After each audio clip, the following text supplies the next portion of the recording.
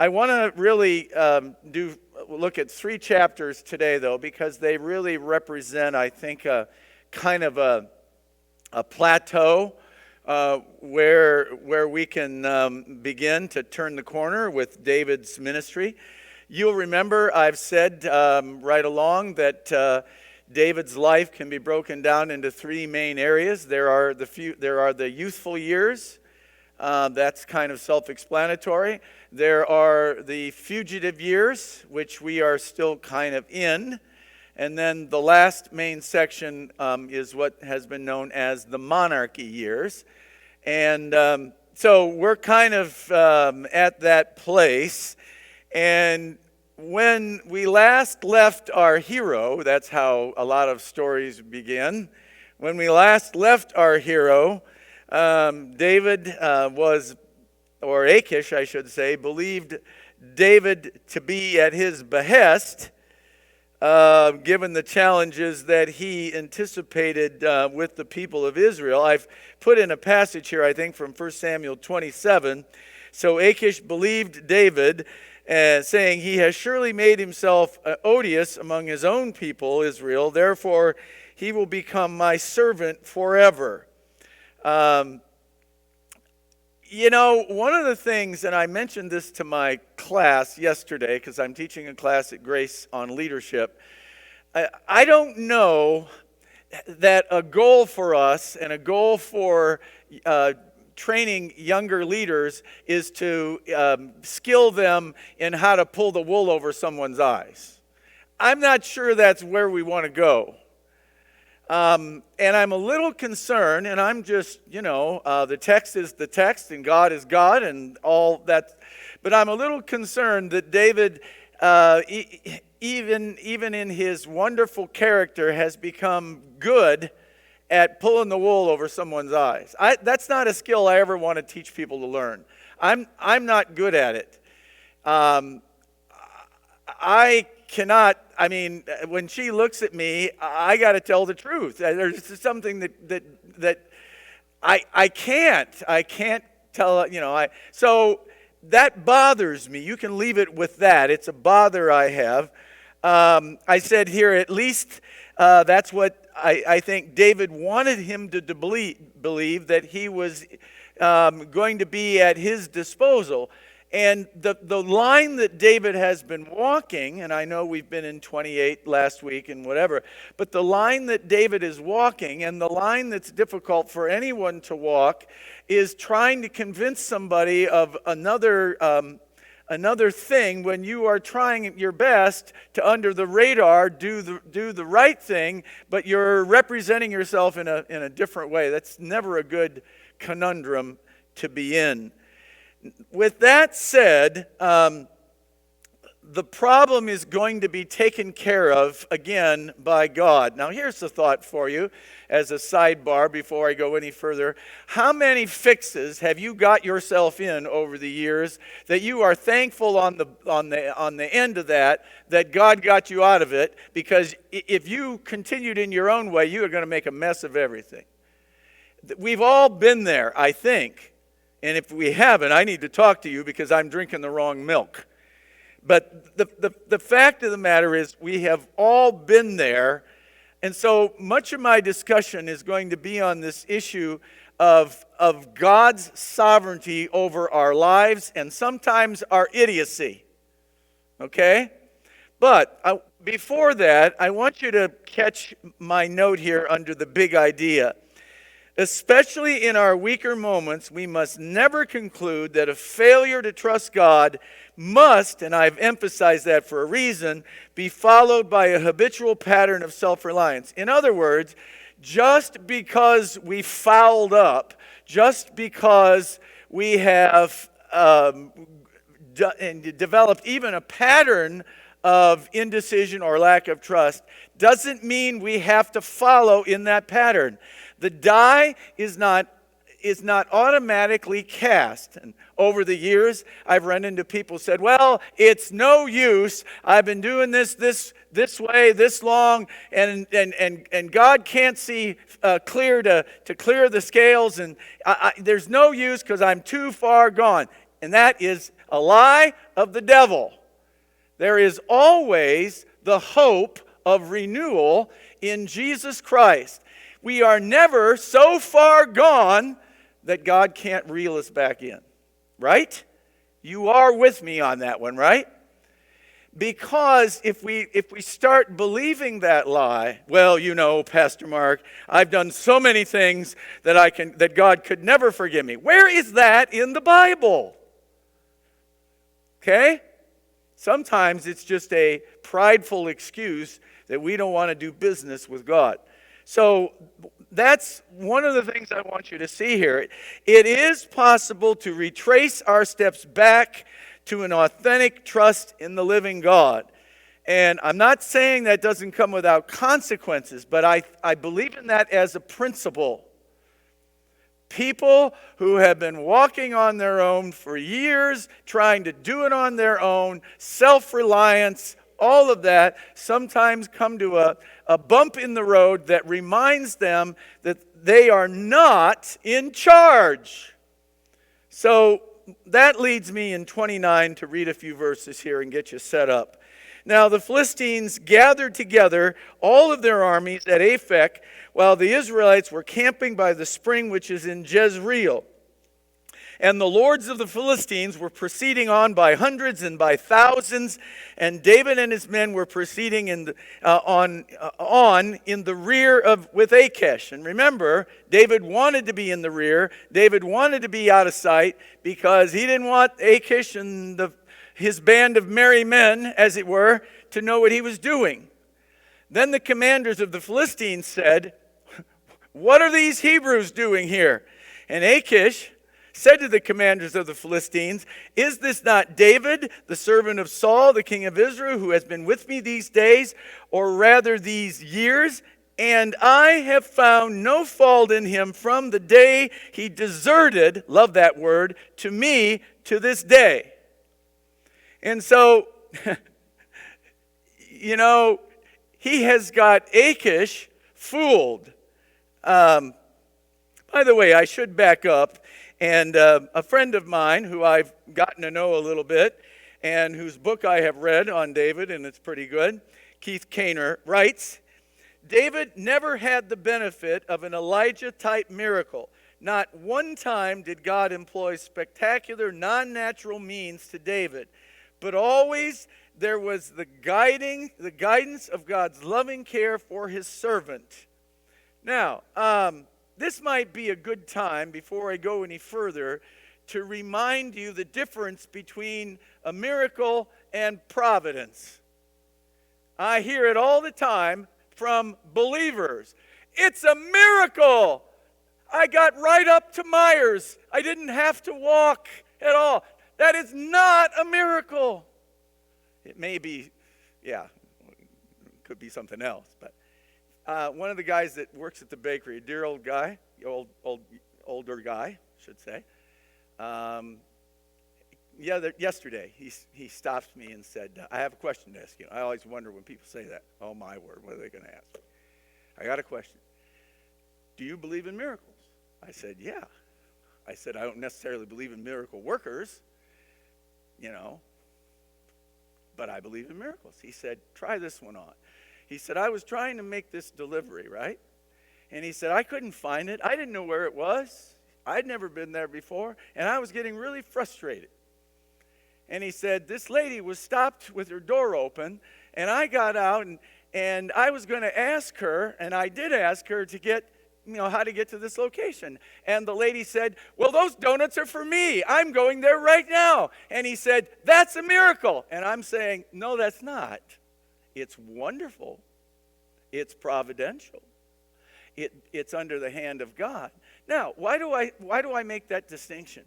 Because we need to be really careful, all right, in distinguishing, and I think this is one of those finer points, in distinguishing how God works. I do believe in miracles. They still happen. So I've given you just a basic definition here. A miracle is defined as the setting aside of natural means to accomplish something that God intends to do through purely, I've added a few things here, supernatural means. It is something that happens that overrules the natural means of life and circumstances. And it clearly has God's label on it. That is a miracle. And you think about all the miracles that were done in the Bible, and yes, there are miracles that are done in the present day. I think they are fewer than we would sometimes imagine. That's just me. But providence, and so here's the problem. I think sometimes people say, well, that's just providence. That doesn't count. No, no, no, no. Providence still has the hand of God on our lives, and it means God hasn't forsaken us and is doing things in our behalf. And just to get ahead of myself, I think God's providential care of David throughout chapters 29 and 30 are clearly evident. But it's not necessarily miraculous. Providence is the result of God working through the natural realm or the lives of people to accomplish his will. One, in my mind, is no better than the other because they're both wonderful acts of God. You with me, right? Okay. Now, so I've given you a few dynamics here. Let me go on and read a little more. Verse 4, the commanders of the Philistines were angry with him.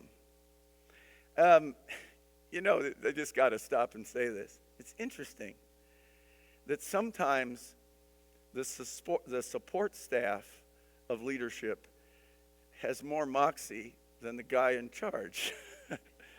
You ever notice that? It's like the leader sometimes can be clueless, but if he surrounds himself with wise people, there's still hope, I think. And they say, they're angry with him, verse 4, and the commander said to him, make the man go back, that he may return to his place where you have assigned him, and do not let him go down to battle with us, or in the battle he may become an adversary to us. For with what could this man make himself acceptable to his Lord? Would it not be the heads of these men? Is this not David? And so the commanders say, wait a minute, haven't you heard that tune on the top 40? Haven't you been listening to it?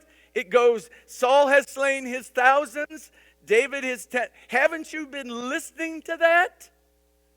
I mean, how could you so easily trust this guy?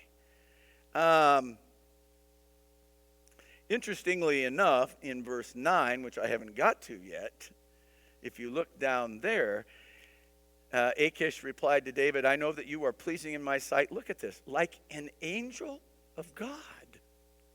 Huh?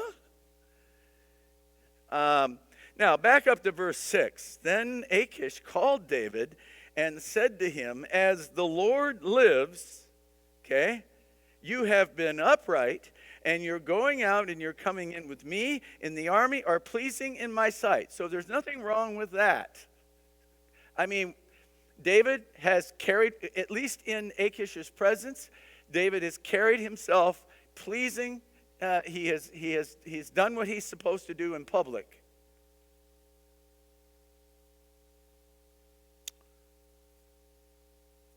Nevertheless, you are not pleasing in the sight of the Lord's.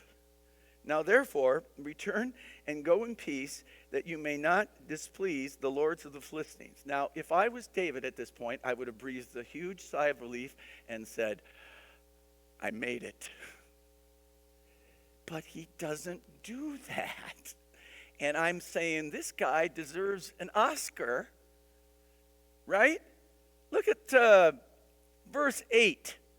David said to Achish, but what have I done? Are you kidding me? And what have you found in your servant from the day when I came before you to this day, that I may not go and fight the enemies of the Lord? You know, leave it go, David. You're home free. So that bothers me. You know, it bothers me. And I've noted it here for you. David, you sound a little too strong here in your denunciation of your lack of character. What have I done? Oh, shucks. What in the world would cause anyone to doubt me? You know, it's me. I don't know if this fits on, but methinks thou dost protest too much, a little maybe. Take the win. Take the win and go back home. Verse 9.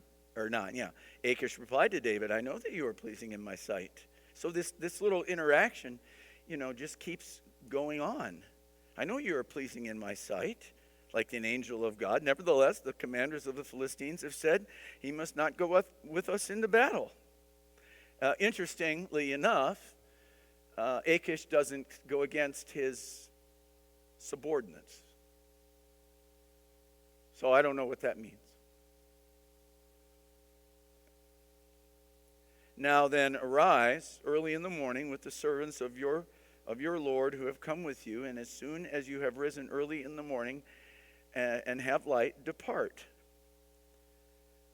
So David arose early, and he and his men, to depart in the morning to return to the land of the Philistines, and the Philistines went up to Jezreel. I think, having played his part, I think maybe even having overplayed his part. I think the beauty of the scriptures and the narrative is that we can look some thousands of years later upon decisions and attitudes that drive decisions and say, I'm not sure, I'm not sure I'd have done that if I had it to do over again. But I've titled this section, Recognition that God is in control of everything. And by God's providence, he overruled David's, what's the word I want? Arrogance? Self-reliance? By God's grace, God moved David beyond a situation that could have been horribly complicated. Can you imagine, by the way, what would have happened if David would have had to go up against his own people? What? How? And so I have to always come back to this wonderful doctrine known as the sovereignty of God to do in situations what I'm not strong enough or capable enough to do.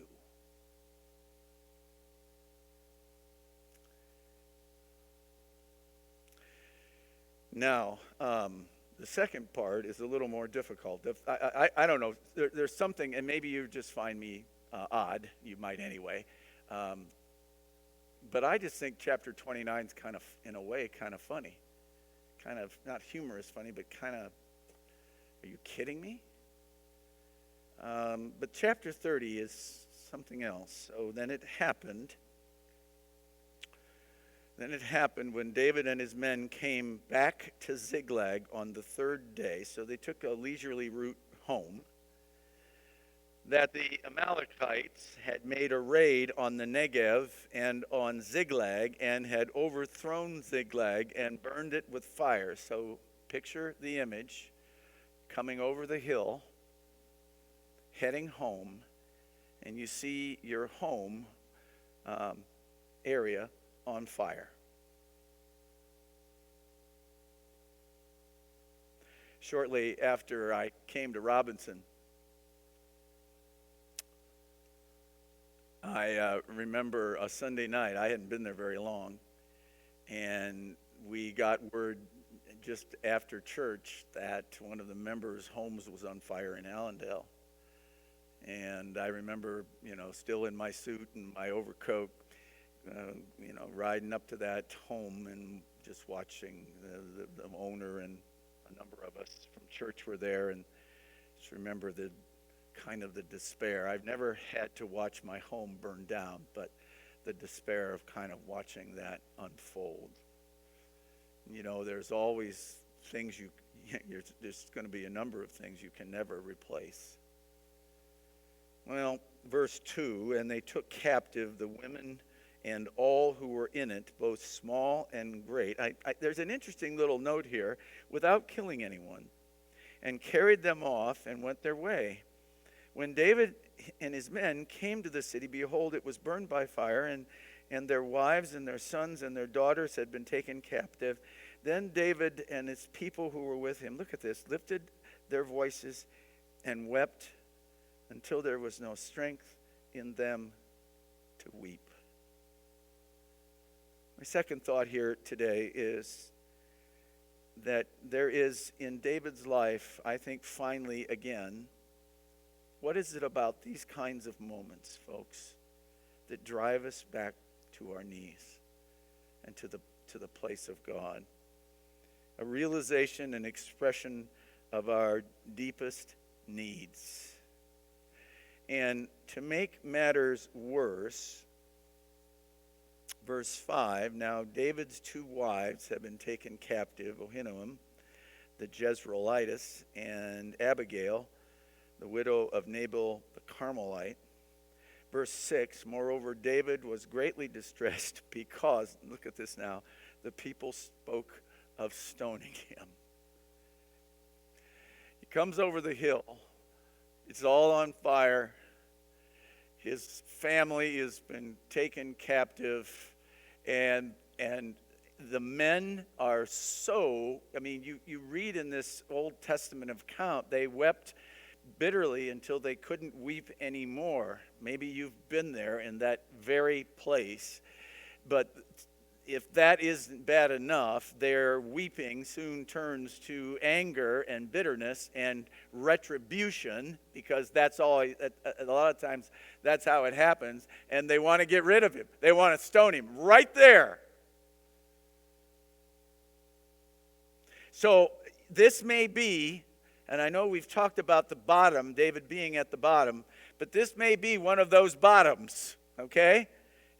Where do I go? Where do you go when you're in this situation, when there's nowhere lower to go? They want to take his life.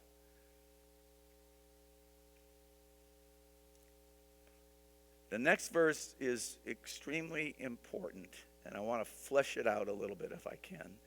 But David strengthened himself in the Lord his God. The time for shamming, the time for exaggeration, the time for trying to fake people out, the time for trying to do it on his own, the time for trying to make sense of it in his own mind is over. He strengthened himself in the Lord. What does that mean? It suggests something more than pulling yourself up by your bootstraps. And I think it means that David must again realize that his path towards the monarchy, his success, and true joy does not go through David or David's own work, but God's established path of righteousness. When will we all learn that? I haven't quite got it down yet. All right? You know the song, again, the kids' song, he's still working on me to make me what I ought to be. And I can't remember the rest. Okay? But how powerful that story is, and we've sung it to our kids for years, how powerful that is, but how difficult it is, because once we get to another ledge, we feel pretty comfortable again. I got it from here, God, right? Or is this just me I'm talking to? Okay? Now I realize you're a little down the road further than me, a lot more experienced. But he's still working on me, and, I still like to be driving the ship, and I need these reminders that I can't do that.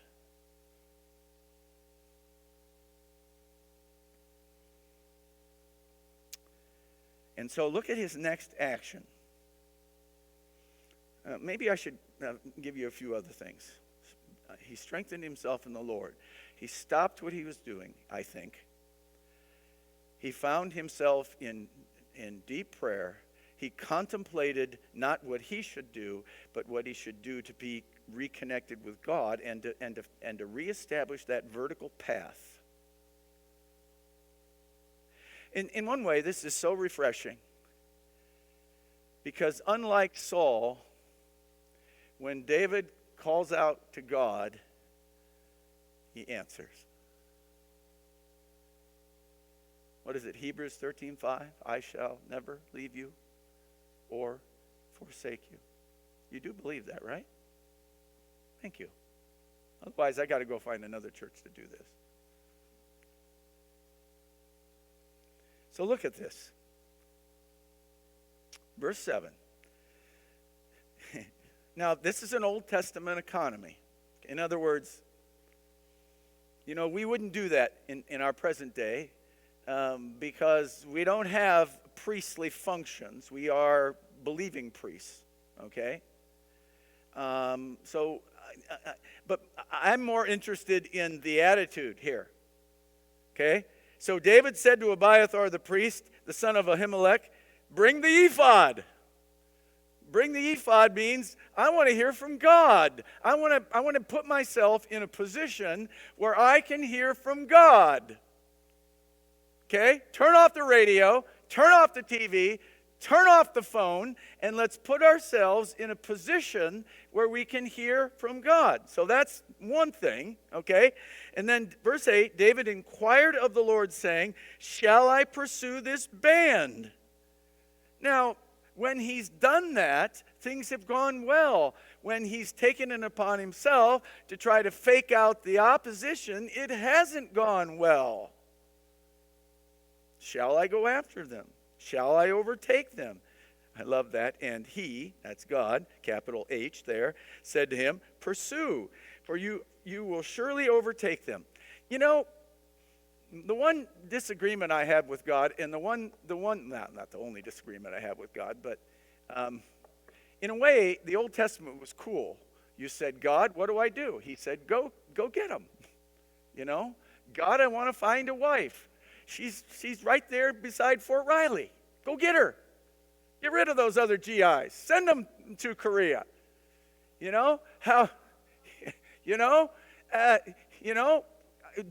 Sometimes I struggle with, where do I go next, Lord? How cool it was to call God up, say, what do I do? He said, go.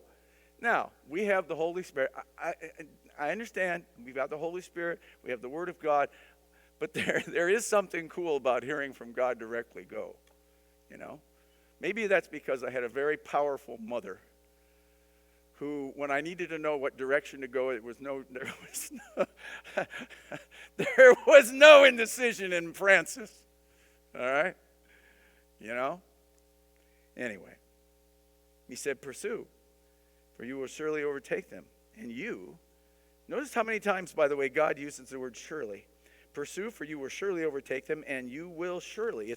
It's the idea of certainty. Don't let little words like that go by in the text. It's the idea of certainty. The writer wants to convey to you how certain and how powerful God's word is. And you will rescue. Now, you'll notice in the text, the word all is in italicized in verse 8. That's because it's not in the original Hebrew manuscript or Hebrew text, but you will rescue. You will rescue all of them. You're not going to rescue 3/4 of them. You're not going to, you're going to be successful. And I think that in itself is tremendously encouraging to David. All right? Now, notice something else. And here's the thought. I don't know if I have this in your notes. But our ability to lead people, other people, and to motivate others, and is really dependent, I think, on our understanding of the relationship I have with my God. In other words, if I'm not comfortable in my own relationship with the Lord, how can I lead someone else in a direction they should go? And so if you look at this, verse 9, so David went, and the 600 men who were with him, and came to the brook Bezor, where those left behind remained. Now, I'm kind of into my next thought here, a return of the confidence we once surrendered. I don't know if you pick up on this, But it seems to me that the reason that they left a couple hundred at the brook was because David was on such a pace they couldn't keep up. Because I think his confidence had returned. There's nothing more encouraging than to serve under a leader who is confident that they are walking with God. I did not say arrogant. I said confident. There's a difference. You know, the world does not revolve around me. There's nothing more wonderful than walking beside or following a leader who has the confidence that he is walking with God. There is nothing more problematic and quite frankly scary than walking behind or with somebody who you're not sure where they're going and you're not sure that they even have a relationship with the living God. They're just out doing something else. Okay? So they're on this pace. I remember doing force marches in the Army. Well, one day they dropped us off about 20 miles from Fort Riley in a bunch of helicopters. We were supposed to survive for 3 days. They gave us a fish hook, a line, and what else did we have? Some matches. And we were supposed to survive for 3 days and then walk back. Well, the only thing we found to eat in the area was some guy caught a snake and he had it on a garbage can lid and he cooked it up over a fire and wanted me to eat some. I said, I think I'll wait. I have enough poundage on me I can wait. My point is, we had to walk 20 miles back at a pretty rigorous pace because there were steaks waiting on the grill when we got back. There was no problem with our pace. We made it. And I saved eating nasty snake on a garbage can lid. But look at this. I think they have a pace going, and a couple hundred of these guys can't keep up. Notice 10. But David pursued, he and 400 men, for 200 were too exhausted to cross the brook Bezor and remained behind. Now, the other piece of wonderful providence, I think, shows up right here. And this is one of those, we'll term this another Merle moment, because I mentioned this guy, the delivery man, whose name is Merle, who runs into the lady who just happens to be the lady where the donuts are going, and she directs him exactly to where they're supposed to be delivered. Well, so I'm going to title this another Merle moment. He's going to make it, I'm going to tell him next week that he's made it into the annals of Grandville Bible Church's Bible study. And I'm sure he'll be thrilled. They found, verse 11, an Egyptian in the field and brought him to David and gave him bread and he ate and they provided him water to drink. So the poor guy has been, thirsty and hungry for who knows how long. They gave him a piece of fig cake and 2 clusters of raisins and he ate. Then his spirit revived. Old Testament kind of understanding of, whoa! For he had not eaten bread or drunk water for 3 days and 3 nights. And David said to him, to whom do you belong? And where are you from? And he said, I am a young man of Egypt, a servant of the Amalekite, and my master left me behind when I fell sick 3 days ago. Okay? This has kind of been seeing where we're going. A recognition that God is sovereign and he is working. A realization, if I can put it this way, that our deepest needs can only be solved through God. And thirdly, a return to the confidence we once surrendered. David is beginning to see that walking with God has eternal benefits. And oh, by the way, it makes some of our lives easier as well. I said to someone, I may have mentioned this to you before, I said to someone, one time years ago, I really feel kind of bad. I don't have as good a testimony as some of these people that, I was in the in the bottom of the Skid Row, and I was in drugs, and I came to Jesus, and and my story is rather simple. I was raised in a wonderful home with Christian parents who took me to church, and I was taught by a DTS guy, as a matter of fact, who presented the gospel well. I came to Jesus Christ. I had a few rough moments in there, but I rededicated my life to God, and I've been doing it ever since, and it's pretty boring. And the guy said to me, be thankful for the boring life that you've lived, and think about all that God has spared you from. Right? So my testimony is pretty boring, but I've learned to embrace it. And so here you are. Look at the questioning that begins in verse 13. David said to him, to whom do you belong? And where are you from? Okay, I guess I read that already, sorry. I fell sick 3 days ago, verse 14. We made a raid on the Negev of the Cherethites, on that which belongs to Judah, and on the Negev of Caleb, and we burned Ziklag with fire. David's ears have just perked up. What are the chances, outside of God's confidence, or I should say God's sovereignty and his care, that they run into a guy who's going to be able to help them? Verse 15, then David said to him, will you bring me down to this band? And he said, swear to me by God that you will not kill me or deliver me into the hands of my master. He certainly doesn't want to go back here. They left him. They didn't care about him. And I will bring you down to this band. Now, I want to just remind you of something, and I think it's a good moment for me. I remind you that the Bible does not use or advance the presence of luck as a factor in its delivery of revelation. And yet I hear believers all the time, probably just by living in a fallen world, well, I was lucky that I survived. No, you weren't. Luck had nothing to do with it. God had everything to do with it. We either believe that, or we're living in a world where we think that our lives are determined by a certain set of circumstances. If the cards fall, no, no, no, no. I should learn to be more forceful. Luck does not have anything to do with how my life or your life is ordered. And don't allow yourself, I think, to fall into that. Man, I was lucky that I got there when I did, because they sold the last, rake from under out from under me. No, it has nothing to do with it. Luck has nothing to do with that. This is an invention. This is our invention, and as believers use it quite often.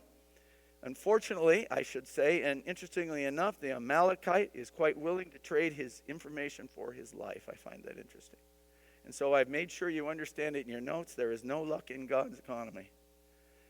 Now, lastly, I want to suggest just a couple of things that trickle down into leadership, because I mentioned that earlier. I want to come back to that. Verse 16, when they had brought him down, behold, they were spread out all over the land, eating and drinking and dancing, because all the great spoil, they were having a good old time at the expense of the land of Judah. That's 16. 17, David slaughtered them from the, and again, you have to read the Old Testament, folks, it's a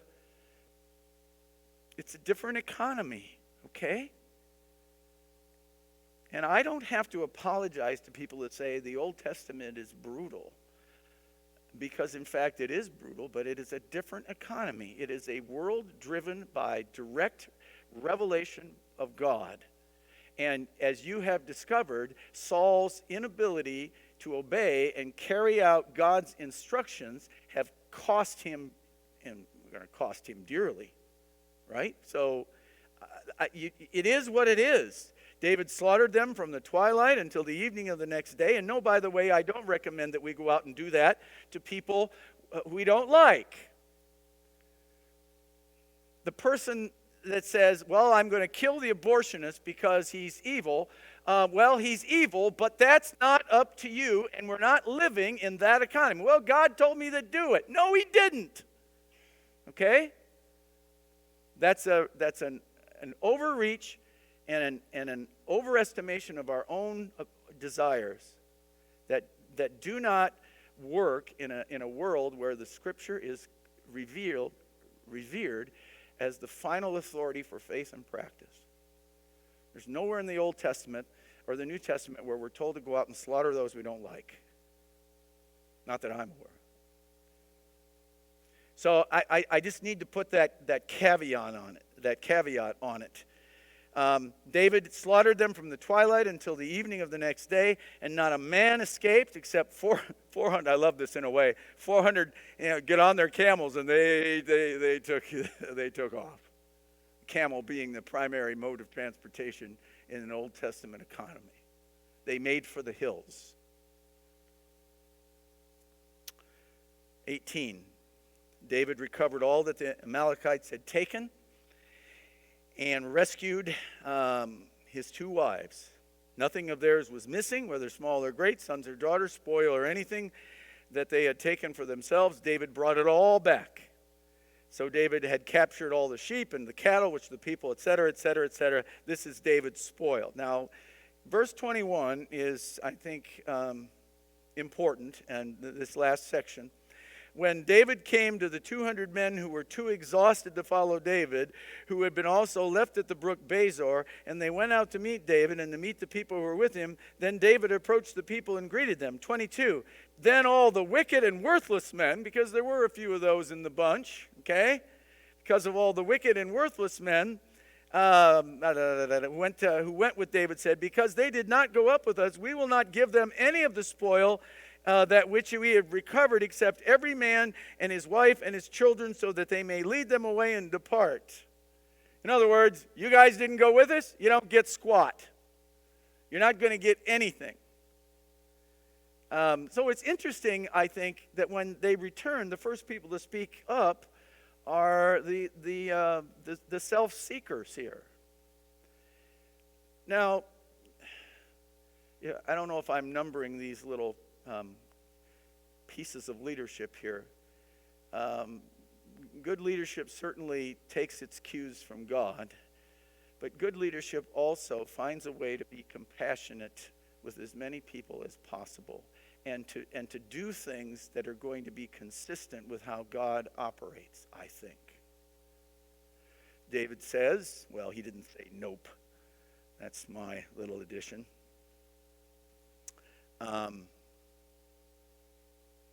Verse 23, no, you must not, brothers, with what the Lord, capital L, has given us.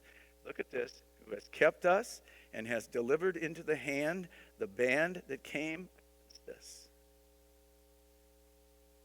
And who will listen to you in this matter? For as his share is who goes down to battle, so his share be who stays by the baggage. They share and share alike. And that takes some real courage, because remember, it wasn't that long ago that they wanted to stone him. There are always challenges in leadership, even when something is going well. And I used to say over the years, things would be going pretty well, no major blips on the radar, and then, oh, shoot, something always has to come up to, Why do you have to, pour, acid on my lawn, that kind of thing. Anyway, he says, no, we're not going to do that. Verse 25, so it has been from that day forward that he made it a statute and an ordinance for Israel to this day, that they are going to act compassionately and with grace to all those who are part of the nation.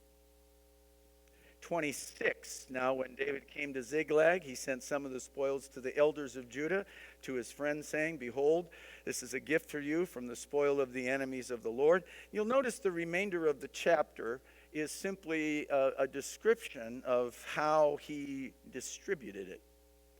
Now, I must say to you that, how can I put this? Oftentimes, the right thing to do happens to be the right thing for business, if that makes sense. In other words, it was the right thing to do was share with the other tribes, but it also made sense given that David was going to need their support down the road for his monarchy. So I suppose, in a sense, it made some business sense. But more importantly to me, it's a statute that David became convinced of, that it was the right course of action. Because sometimes, folks, we are faced with the decision of making the right decision, doing the right thing, and it's not going to play well with the audience.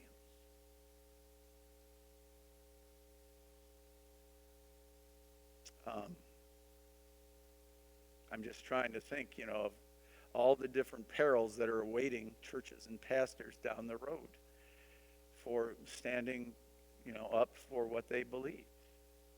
Teachers in California, I mentioned before, being assigned a 3-week retraining program because they're not with the program when it comes to transgender and identity transformation. Are you kidding me? So I think doing the right thing is important for doing the right thing. Now, whether or not this was going to help him down the road, there are wonderful benefits. But the rest of this chapter, and I won't really need to do anything with that, is simply how he divided it up. Notice the last verse, "And to those who were in Hormah, and to those who were in Borashan, and to those who were in Atak, and to those who were in Hebron, and to all the places where David himself and his men were accustomed to go." So he spread that all around. Which leads me quickly to some final thoughts on Saul. And I don't know that I need to spend much time with this, but I do want you to see it. Now the Philistines were fighting against Israel, and the men of Israel fled from before the Philistines and fell slain on Mount Gilboa. The Philistines overtook Saul and his sons, and the Philistines killed Jonathan and Ahinadab and Malchishua, the sons of Saul. The battle went heavily against Saul, and his archers hit him, and he was badly wounded by the archers. Then Saul said to his armor-bearer, "Draw your sword and pierce me through it, otherwise these uncircumcised will come and pierce me through and make sport of him," or me.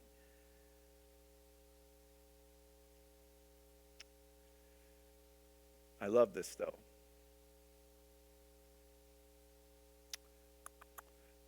But his armor-bearer would not, for he was greatly afraid.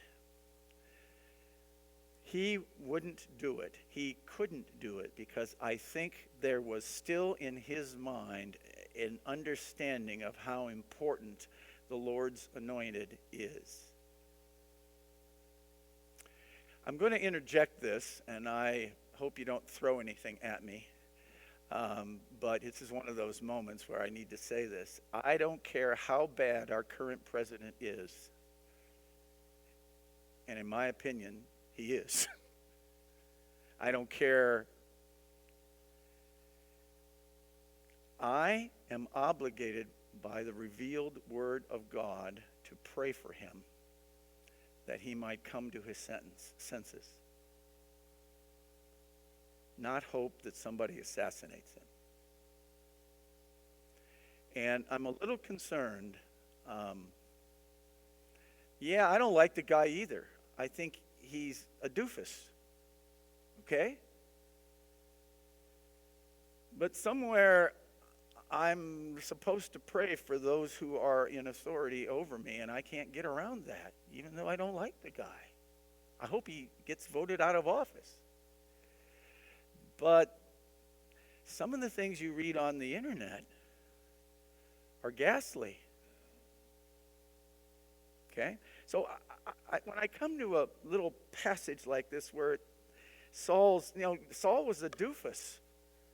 Saul was a self-proclaimed, he was useless, at least after he was so full of himself. But his own armor bearer wouldn't do it because it says he was greatly afraid. What was he afraid of? Well, I don't think he was afraid of the Philistines. I don't think he's afraid of the Philistines. I think he was afraid of doing something against someone who had had the mark of God on him at some time. I just throw that out for you. So Saul did the next thing. Took his sword and fell on it. I love the comment that Matthew Henry, that great Puritan commentator, made. He said, as Saul had lived, greatly arrogant and prideful, Saul died the same way. Took his own life. And you don't have to ask me the question whether suicide is the unpardonable sin. As Roman Catholics believe, that's not an issue for me. But suicide suggests that we have decided that we are in charge of our lives, and we are going to take care of what we don't think God is taking care of well. So Saul took his sword and fell on it. When his armor bearer saw that Saul was dead, notice, by the way, he also fell on his sword and died with him. Thus Saul died with his 3 sons and his armor bearer and his men. There's an irony here, in a way. For all of Saul's activity against David, it was David who did to the Amalekites what Saul could not do. And it was Saul who perished by the hands of the Philistines.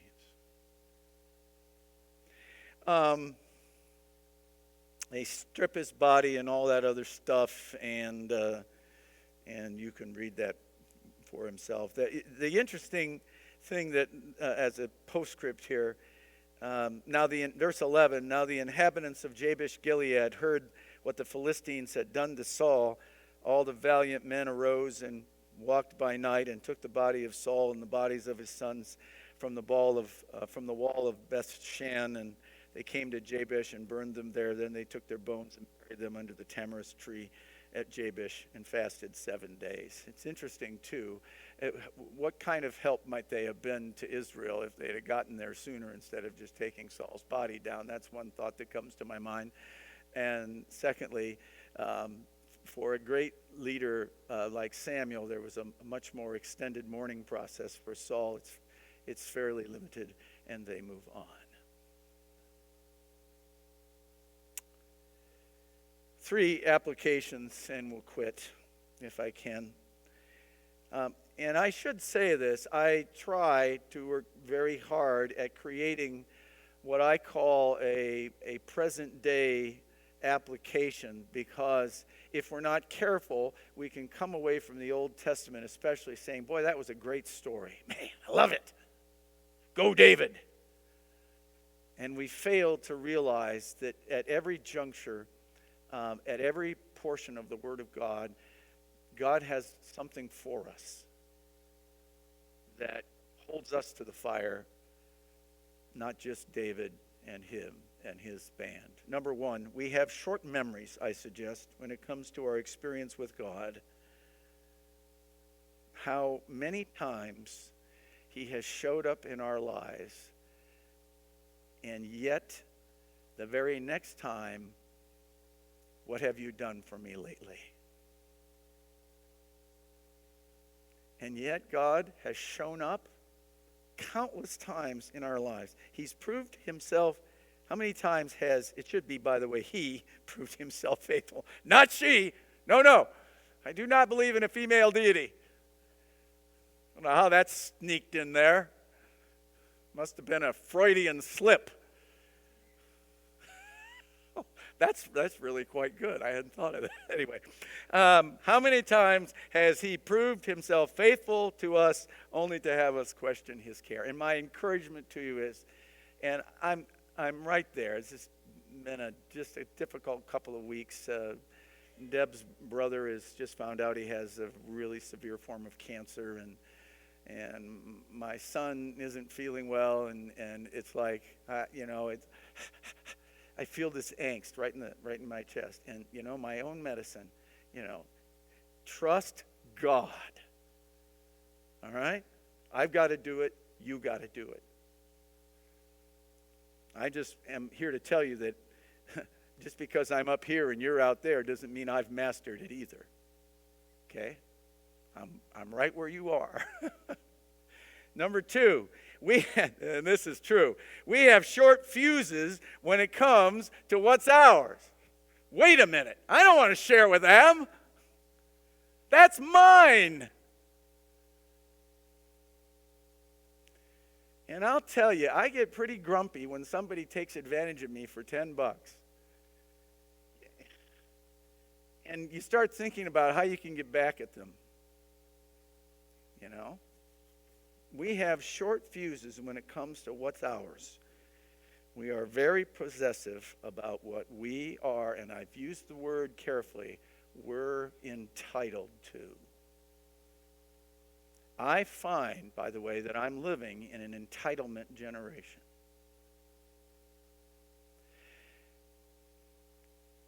Lady comes into the bakery,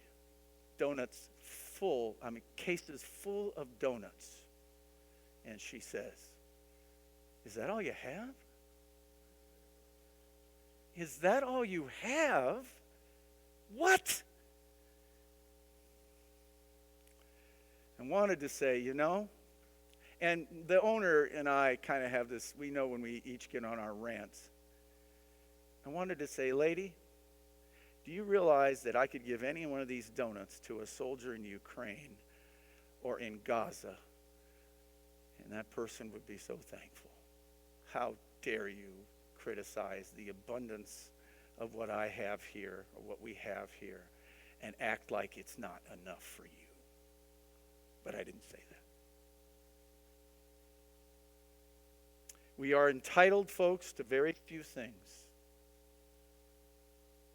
I can't think of anything. It's by God's grace that you have heat in your house and money in your checkbook and everything that has come your way. Now, I'm not suggesting that we aren't responsible and that we have a duty to work, and I understand that. But the generation that lives, and this lady was older, so she should know better, entitlement. I'm entitled to this. My body, my choice. I'm entitled. No. Anyway, I'll stop ranting. Number 3, we have short-sightedness when it comes to our future. I think we must focus on the promises of God for our future and learn to live within the cultures, and I put this gyrations, occupying our place in testimony until he comes. I don't know when Jesus is coming. I think it's closer than it's ever been. But that's exactly what my mother believed, and here we are. Until he comes, my duty is not to march up on some hill and just wait and stop working. My duty is not to go live in a self-imposed maze in Florida or Arizona and just say, well, I've done my part. My job and your job, wherever you are, is to occupy until he comes, because you, with the Spirit of God, are a force that can overcome the devil and this culture. I hope you believe that. Let's pray. Father, thank you for these patient folks. They have listened to me rant. More importantly, I hope they have heard your word. It is, as I believe, transformational. And bless them, Father, for coming out and caring enough about your book and your people to encourage others and to pray and to advance the kingdom by their lives. And I pray that you will bless them in that for the sake of the kingdom. In the wonderful name of Jesus we pray. Amen.